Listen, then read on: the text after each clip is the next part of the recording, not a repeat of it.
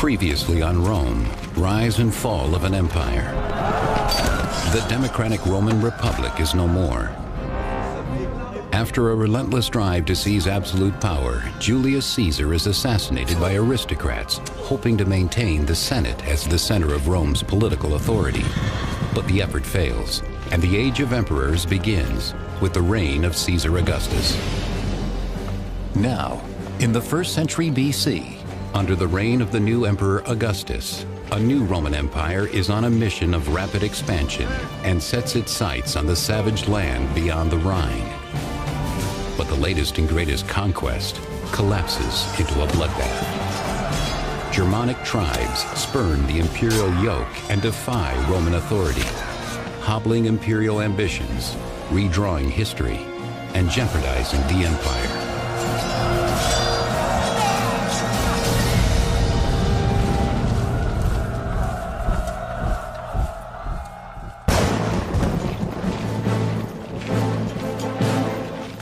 Gaul, 1st century BC. Rome takes its first steps to world domination. Spurred on by unprecedented growth, the empire believes the rest of the world will eagerly bask in its civilizing light. Emperor Augustus consolidates power after the murder of his great-uncle Julius Caesar, and Rome rises and spreads its influence across the known world. Augustus was Julius Caesar's relative who became, in our terms, the first Roman emperor. Augustus saved the Republic in a way that Julius Caesar had been unable to do. This was the beginning of the real peak of Roman power. It was rapidly expanding its imperial frontiers and had had a series of stunning military victories. Many in Rome felt that the state was invincible. The beloved Augustus has triumphed in his difficult task of melding the democratic values of the old republic under the power and leadership of an emperor. Augustus saved the Republic by becoming its #1 and sole leader, in fact, but by saying and convincing other people that the Republic was still what it had always been, a cooperation among people up and down the social ladder for the good of all. After 35 years of successful rule, Augustus sees his greatest achievement as the massive expansion of Roman territory. To him, it is more than simple military conquest. There is a higher mission as well. Romans, after all, are superior. The Romans also felt that they had a mission to take Roman civilization to other people who didn't have it. So they thought that they had a cultural mission to bring law and, as they saw it, justice to people who were living without it, the people they called barbarians. With Gaul successfully becoming a Roman province, the newborn Roman Empire eyes land beyond the Rhine in an area that will come to be called Germania. The tribes beyond the Rhine live precariously, vying for power or turf through bloody raids against each other. Some tribes even extend their raiding into Roman territory, which Rome will not tolerate.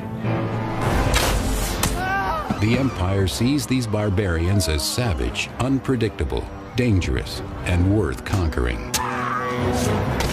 There has been much debate about what Rome was doing east of the Rhine. The big question is, was Rome trying to establish a new province between the Rhine and the Elbe, or was Rome simply conducting punitive raids to try to stop incursions that had been coming across the Rhine from the east?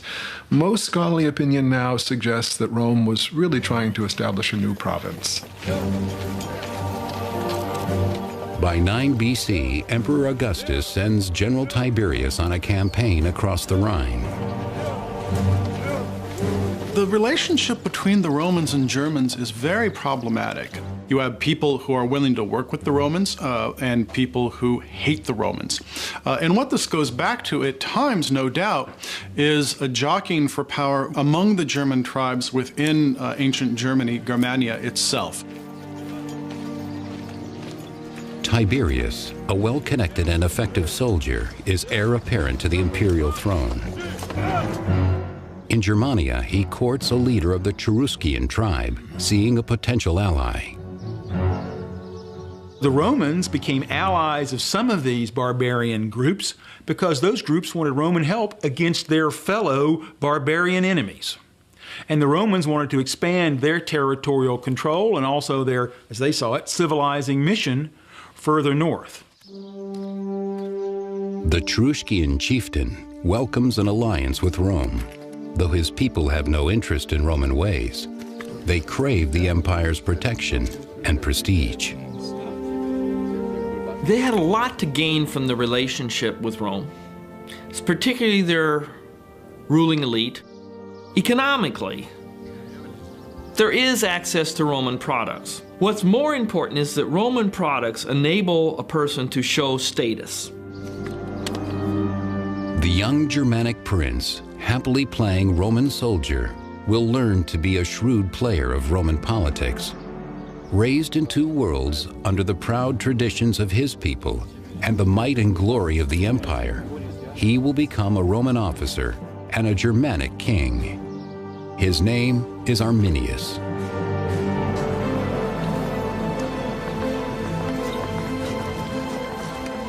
For more than a decade, the empire has enjoyed relative peace with the tribes across the Rhine, thanks to the strong military of Emperor Augustus. Augustus is a military dictator who is going to have to fight constantly in order to establish an empire that's actually going to be stable for a full 2 centuries. Arminius, the young Germanic prince now in his 20s, has become an auxiliary commander in the empire's service. These auxiliary troops recruited from Rome's provinces are a crucial supplement to the Roman army's 28 official legions. Augustus had to make sure that people understood that he was doing what traditional Roman leaders had always done: lead Rome to glorious and profitable conquest in war. In 6 AD, Roman General Tiberius travels from Germania to quell a violent revolt in the volatile Roman province of Pannonia, roughly modern Hungary and Austria. Tiberius directs all his forces in Germany against the insurgents, who are rejecting Rome's taxation and intrusion into their way of life. When the Romans tried to push Romanization of the barbarians, to make them live more like Romans at a pace faster than the barbarians wanted to go, then the barbarians said, "We won't go there." The revolt against Rome will last 3 grueling years, stretching the Roman army thin. Emperor Augustus sends in auxiliary troops. Arminius fights in this campaign, mastering the techniques of Roman warfare and distinguishing himself to his Roman superiors. 1st century Roman historian Velleius Paterculus. Brave in action and sharp in mind, Arminius had an intelligence quite beyond the ordinary barbarian, and he showed in his manner and in his eyes the fire of the mind within. Arminius is also sharp enough to see how brutally Rome can treat its provinces, crushing their autonomy. I think he might have seen many of the native Pannonians in very much the same position as his peoples back in northern Germany. And he may well have seen a reflection of his own community in some of those places in Pannonia. Still, in service to the empire, Arminius fights on, mustering his auxiliary forces alongside the Roman troops of General Tiberius. As Rome fights to keep Pannonia in line, back in Germania, the empire building progresses smoothly. Arminius's people, constructing roads and other civil projects under Roman watch, are beginning to see the benefit of Rome's intrusion. For the barbarians, especially those against the Rhine, who really weren't living in a Roman world, they could still see the attractions of what we call Romanization. developing a life more based on trade and commerce, building larger communities as opposed to very small separate communities the way they had traditionally lived. 3rd century historian Cassius Dio. The barbarians were adapting themselves to Roman ways, were becoming accustomed to holding markets, and were meeting peaceably. They were becoming different without knowing it. In 7 AD, Emperor Augustus appoints his close friend Quintilius Varus to govern the land east of the Rhine. Varus is a relatively capable commander in a pinch, but there's also an intimation that we get from our sources that he's not the best character in the world. His description by historian Velleius Paterculus is less than flattering. Quintilius Varus was a man of mild character and of a quiet disposition, somewhat slow in mind as he was in body, and more accustomed to the leisure of the camp than to actual service in war. The peaceful situation in Germania suits his relaxed disposition. Varus has befriended Arminius, who has returned to Germania and his people as a respected Roman citizen. In Arminius, Rome sees a strong ally and lasting peace.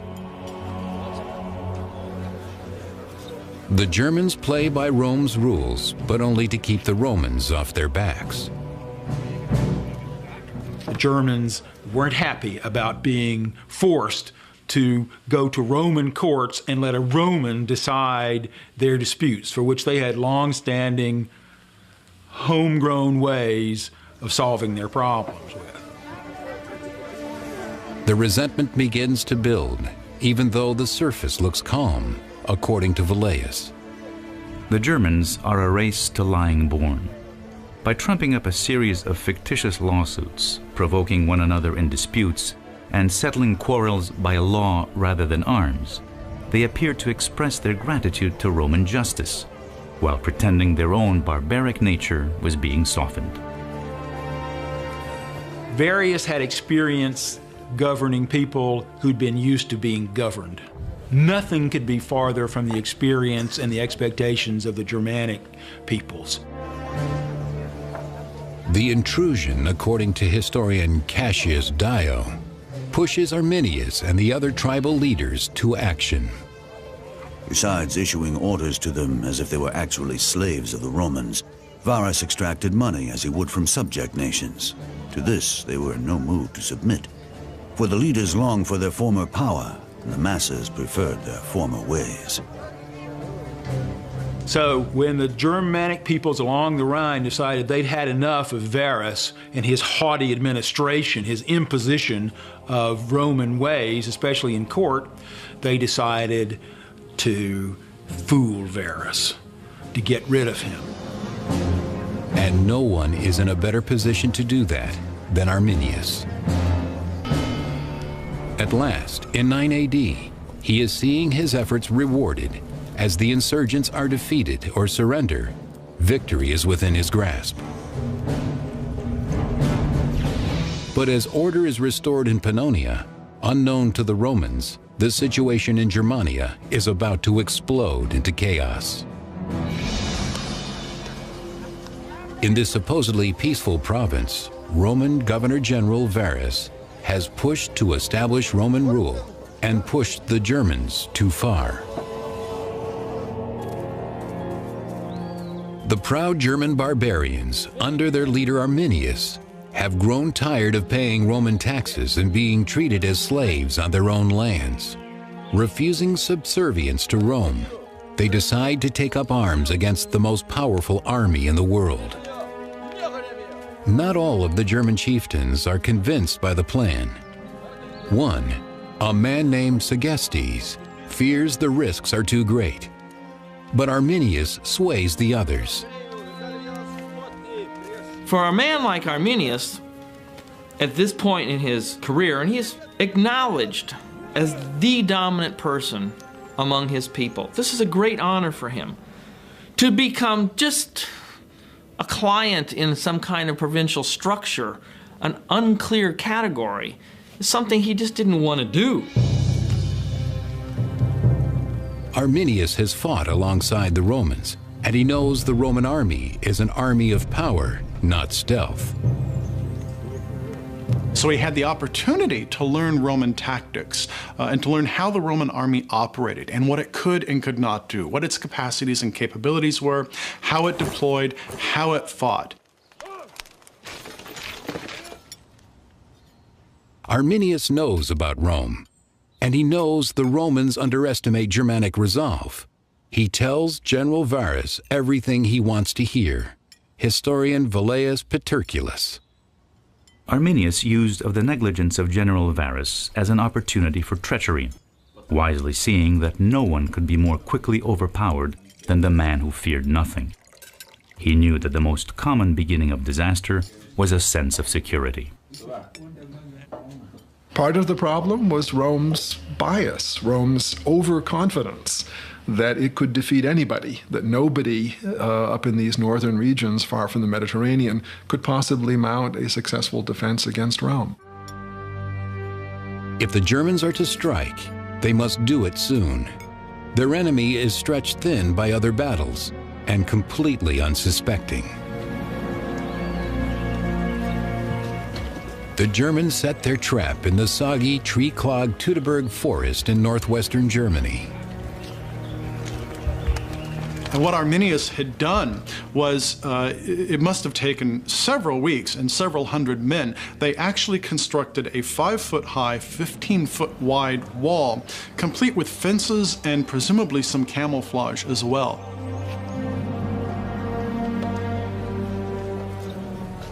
For Roman General Varus, it's business as usual. Unaware, he and his troops of the 17th, 18th, and 19th legions prepare to pull up stakes and make their seasonal move to their encampment to the west. 3rd century chronicler Cassius Dio. They had with them many wagons and beasts of burden as in times of peace. Also many women, children, and servants were following them. Their armor and their equipment is probably being carried in a wagon or by pack animals, because nobody could carry 70 pounds of armor and 40 pounds of pack day after day. They're chatting with their common-law wives, or arranging for somebody to come and polish their armor that night, or thinking about the evening they're going to have drinking with the prostitutes. The last thing on their mind is immediately forming up into battle formation. In the midst of his preparations, Varus receives a visitor. His old friend Arminius, now in service to Rome, has just returned with news of a tribal conflict to the west. Arminius tells Varus his presence there is needed to restore order. The supposed uprising is in an unfamiliar territory called Calcrisa, but it's only a short detour from the Roman fort at Haltern, Varus's intended destination.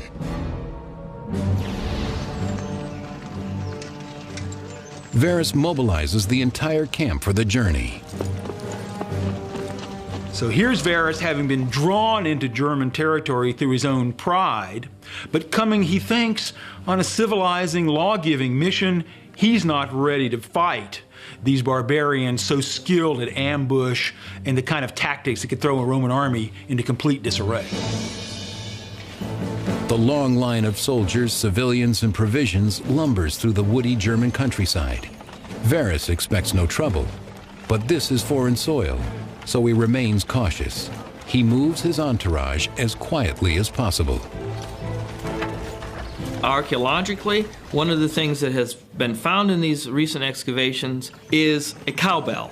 And the cowbell has been packed with straw, and the straw is still in the cowbell. With the cowbells silenced, the line proceeds, keeping military formation as the Romans head unknowingly toward the camouflaged walls of the trap.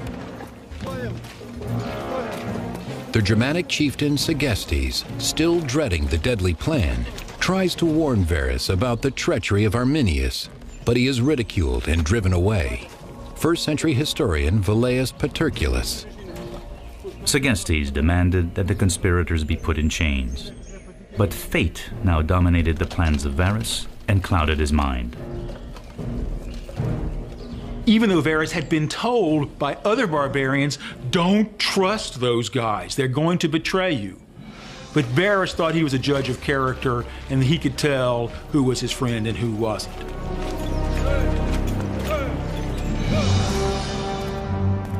While Varus leads his legions into the trap, General Tiberius returns to Rome from his hard-won success in Pannonia. For Emperor Augustus, the victory of Tiberius proves the supreme might and power of his empire, an empire believed to be invulnerable. In truth, Varus is being led into a trap deep in the Teutoburg forest, in an area known as the Calcrisa Woods. They had to stay on a very narrow track of sandbars with, on either side of them, marshy forested environment, very difficult places of passage. It seems that the Roman column had to become narrower. Roman soldiers were accustomed to marching 6 or 8 abreast. They probably had to change and march maybe 4 or 2 abreast here. The soldiers are further hindered by the burdens of their wives and families who are making the march with them to the new fortress. They would have had very difficult going as the passageway became muddier, it became wetter. This landscape is penetrated by a series of deep ravines, streams flowing from the Calcrisa Berg down into the swamp to the north. Varus walked through the worst possible territory a commander could have walked through. On one side he has a swamp, on the other side he has hills. He followed the road because Romans couldn't carry all this armor they wore. On the long haul, it simply wore too heavily. The German tribesmen have lured the Romans into the perfect trap, difficult to move forward, impossible to move back. Arminius knew he had Varus in his hands. It was just how and when. It's not if. And it happened. And it happened in a really complete fashion. 3rd century chronicler Cassius Dio describes the moment of ambush. The Germans came upon Varus in the midst of forests, by this time almost impenetrable. And there, at the very moment of revealing themselves as enemies instead of subjects, they wrought great and dire havoc. The trap is sprung. The Romans have no way out as the barbarians surround them on all sides. So you're bare out there. You have just your armor on, if that, and you are going to quickly be decimated in terms of your ranks. And the Romans had no room because the path was too narrow to deploy. The line of troops and their entourage could have stretched 2 miles long. Varus, hemmed in at the middle of the formation, is unaware of the devastation at the front. All he knows is the line has suddenly stopped moving, and there is no place to go. The front of the line is going to be the first to get it, and there isn't much communication, as far as we can tell, on this path, or there couldn't be much communication between the front of the line and the rear of the line. So that's going to render the army more vulnerable and create a deadly situation as well. By the time Varus learns of the attack, it is far too late. No time to prepare, no place to escape. The exact chain of events is lost to history. My guess is this was a battle that the main engagement took less than an hour, but the mopping up operation probably took the rest of the afternoon. Each man had to reconcile to the inevitable, and I don't know how a Roman would have done that any better than an American. Very hard to watch your friends die. As the Roman soldiers die like animals, more German warriors join the fray, writes Cassius Dio. The enemy's forces greatly increased, as many of those who had at first wavered now joined them, largely in the hope of plunder. In an indignity worse than death, 2 of the legions lose their eagle standards to the barbarians. The eagle was seen as a religious symbol by the soldiers. It was literally the religious spirit and power that kept them safe and made them victorious. To have the eagle fall in battle or to be taken by the enemy was literally like having your spirit ripped out. And without your spirit, you were going to be defeated. But worst of all was the disgrace, the loss of honor. To have the symbol of your fighting spirit literally taken by the enemy was the ultimate in dishonor and disgrace. Under Varus's watch, the standards and the battle are lost in the Calcrisa woods. The dishonored general knows what he has to do. Varus had been fooled so badly by the barbarians, he knew he was responsible for this defeat because he had marched a Roman army in and not prepared it. So Rome was going to blame Varus for this defeat. Varus blamed Varus, and for him, the only way out was suicide, even though this was a disgraceful suicide. The Germans under Arminius's leadership have recaptured their land and in the process defeated the mightiest army in the world. Now it's time to torment their captives. 2nd century Latin writer Florus recounts the horror. Never was their slaughter more cruel than there in the marshes and woods. Never were more intolerable insults inflicted by barbarians, especially those directed against the lawyers. They put out the eyes of some of them and cut off the hands of others. They sewed up the mouth of one of them after first cutting out his tongue. As Germania celebrates the defeat of Varus, a victorious General Tiberius returns to Rome from his battles in Pannonia. And in Rome, Emperor Augustus joyfully makes the final preparations to celebrate Tiberius's triumph. But all that planning will go to waste. When news arrives in Rome, Augustus is told of the loss of his 3 legions in the north. He is horrified. And supposedly he screams repeatedly after this, "Varus, give me back my legions." This was a shock because Rome had had a whole series of military successes.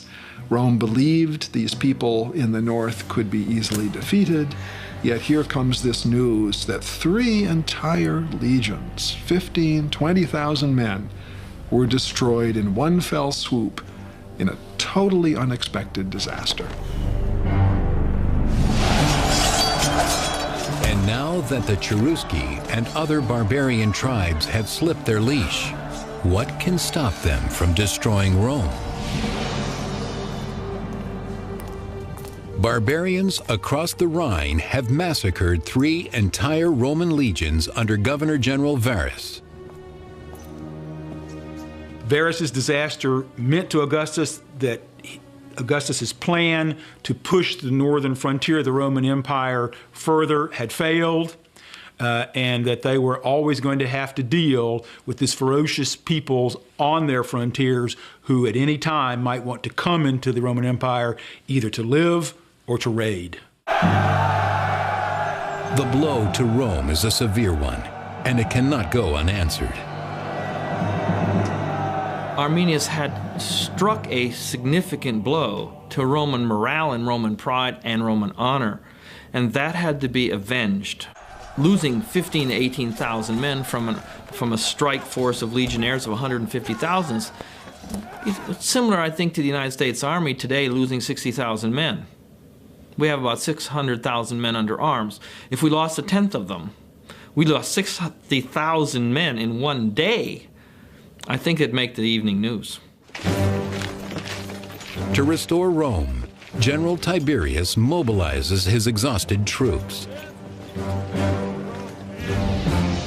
Tiberius is sent along with 8 legions and auxiliary armies to reinforce the Rhine frontier and Gaul. Fortunately, Rome appears safe for now. The Germans show no sign of hostility at the borders. But the Romans have learned how crafty the Germans can be, and so they stay vigilant, even at home. Guards are stationed throughout the city. And it was a severe blow to Rome as a city, as a society, to know that these peoples of the north, whom it had regarded through the writings of Caesar and Tacitus and others as being far inferior to Rome militarily, were able to deal this devastating blow. Mighty Rome, the apex of Western civilization, suddenly feels vulnerable. Every foreign citizen or visitor is now suspect, a potential terrorist. Augustus, fearing a sympathetic uprising among the Germans in Rome, expels them. While all of Rome quakes with fear, the Germans beyond the Rhine are jubilant. Arminius celebrates his victory over Rome by taking a bride, Thusnelda. She is the daughter of rival chieftain Segestes, who had tried to warn Varus of Arminius's treachery. Very much against her father's wishes, she allowed herself to be kidnapped by Arminius. Because German women were strong, they would kill their men if they were retreating from battle. They saw themselves as worthwhile. They wanted to be allied with the best possible man. Thusnelda, that was Arminius' wife's name, saw Arminius as the very best man among the Germans, and she wanted nothing less for herself. The victory against the Roman legions has earned Arminius tremendous clout.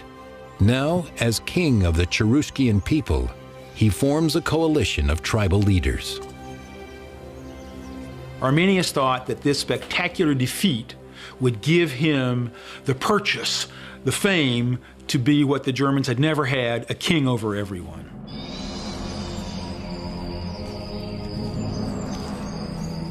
The site of the massacre becomes a holy place, left untouched to commemorate the victory over the Romans and to please the Germanic gods that granted it.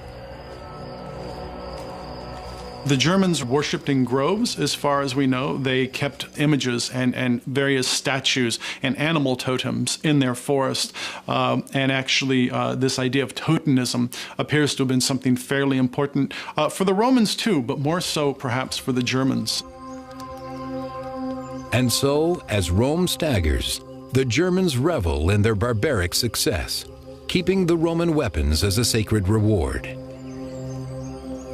Things like swords and spearheads and shields took a lot of time and a lot of material to make. Economically, they were very precious, but it does seem that in many of these circumstances, their ritual value was more important. And for that reason, these were deposited sometimes by the thousands.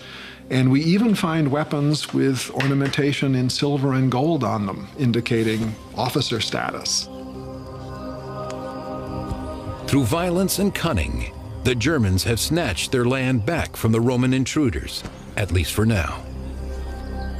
But Rome is not giving up.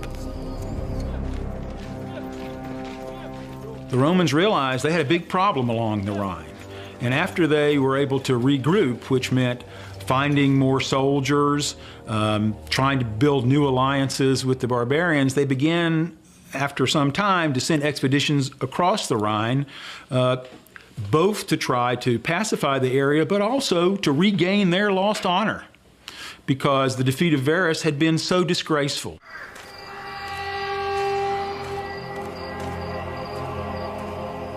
And so, for posterity and for the empire's self-esteem, Rome must somehow turn this dire situation around. 13 AD, 4 years after the massacre, Emperor Augustus sends the aptly named general Germanicus and his troops to engage Arminius and the Cherusci barbarians. It takes a long time to restore a strike force so that Germanicus has troops to deal with this problem. There was no question it had to be done, or the whole idea of the emperor's honor, and perhaps even the emperor himself, was in harm's way. This was a disgrace that could not be allowed to go unchallenged. The ethos for the Romans is revenge, hatred, anger.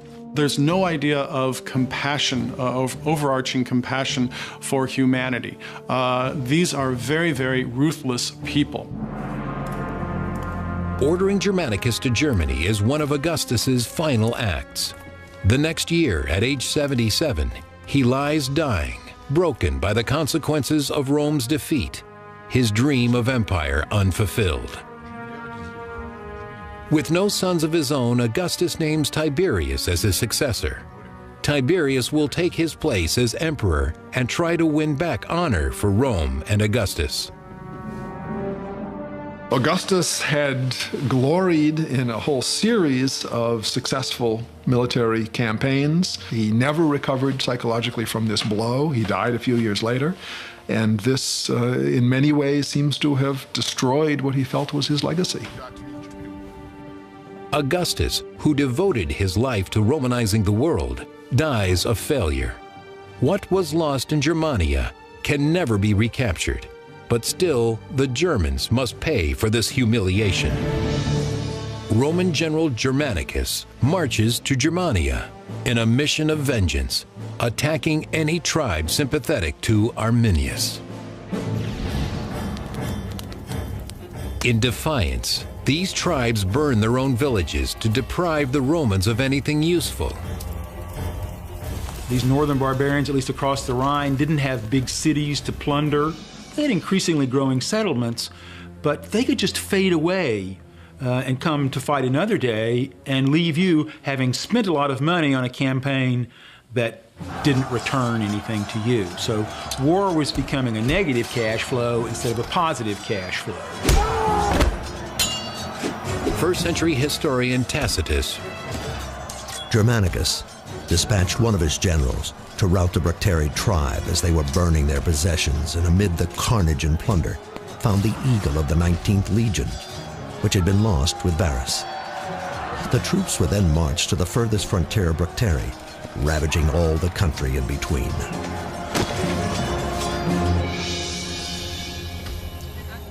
On their campaign, the Romans rescue Segestes, the rival chieftain imprisoned by Arminius. But the humiliation doesn't stop there. Most devastating, the Romans seize Segestes' daughter, Thusnelda, now pregnant with Arminius' child. She was captured by the Romans and taken to the capital as proof of how successful the Romans had been at defeating Arminius and making his life miserable, even though he had been the one who had destroyed Varus and his 3 legions. In 15 AD, 6 years after the ambush, the Roman army comes to the Calcrisa Woods massacre site, now a sacred Germanic monument to their victory. They found the actual site of Varus's defeat, at least the ultimate moment, because there were still broken weapons scattered around. There were skulls nailed to the trees. Oh, the scene was awful. It was virtually a plain full of white bones, except for most likely the officers who would have been, if they were captured, sacrificed by the Germans, who did practice human sacrifice by, hanging or slitting the throat. First century historian Tacitus describes what the Romans encounter. In the field were whitening bones, scattered where the men had fled and heaped in piles where they had stood. Lying nearby were broken weapons and limbs of horses, while the skulls of men were nailed to tree trunks.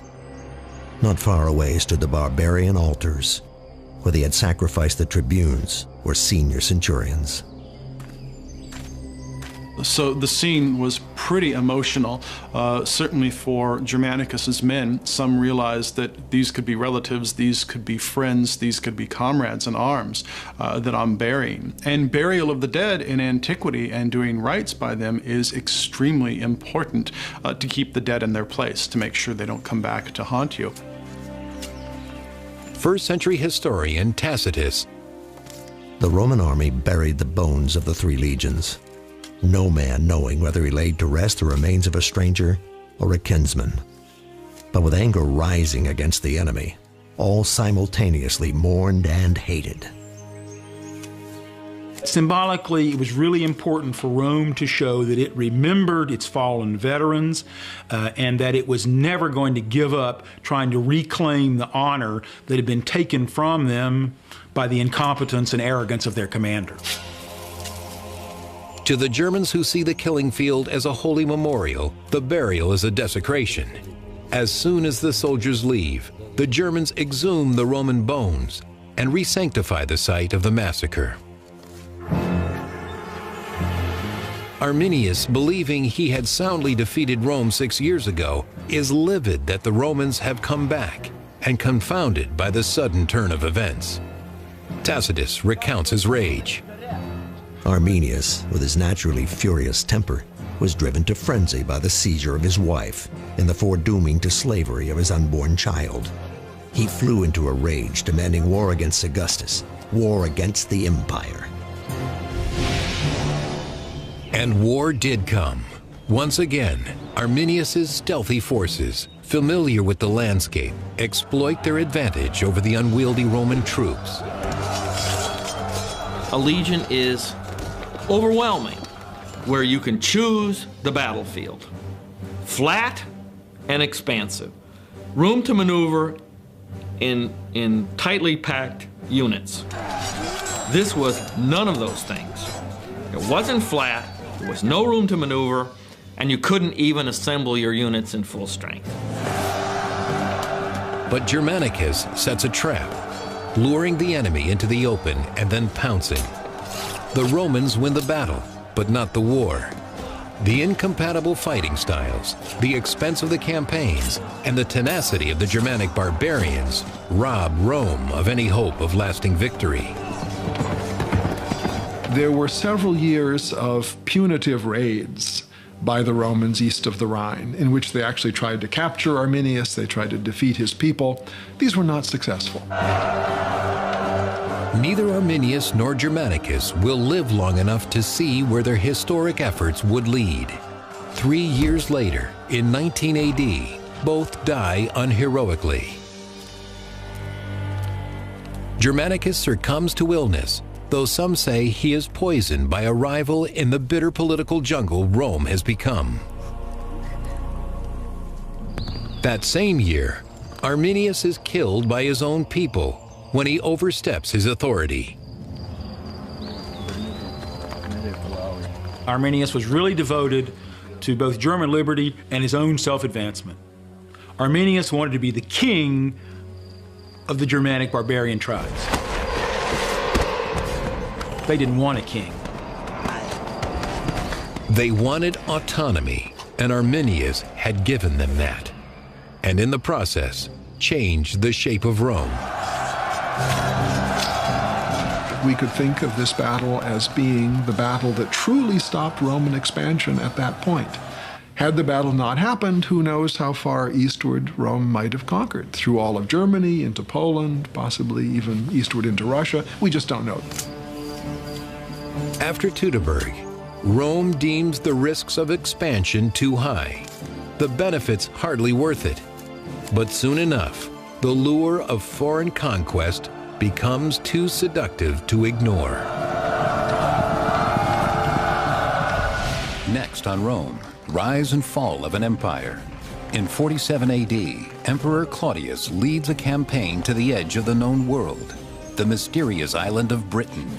But the inhabitants violently reject Rome's domination, drawing the empire into a savage guerrilla war.